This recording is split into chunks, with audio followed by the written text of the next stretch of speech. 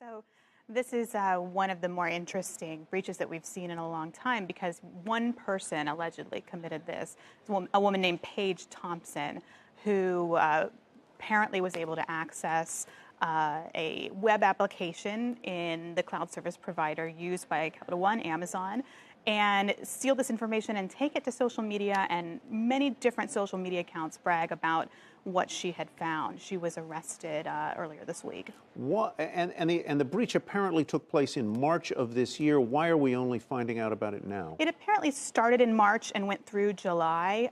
So there's still some things that are a little unclear, but it looks like she only recently was able to get into the information she had stolen and started bragging about on social media. That's where the law enforcement authorities was found her. The vulnerability in the cloud at the cloud provider, in other words, Amazon Web Services, or was the vulnerability solely at Capital One? So Capital One builds its web applications on an Amazon cloud server. So the vulnerability was in a firewall that was owned by Capital One and managed by them, but that sat on an application that was on the cloud Was server. this perpetrator working with anybody? Was she selling the data to Russian hackers, to whatever? This is what makes it so interesting. So her motives are really unclear at this point, and she seemed to come across in a lot of her postings as being a little bit unhinged, just really excited that she had found this data and wanted to give it to someone.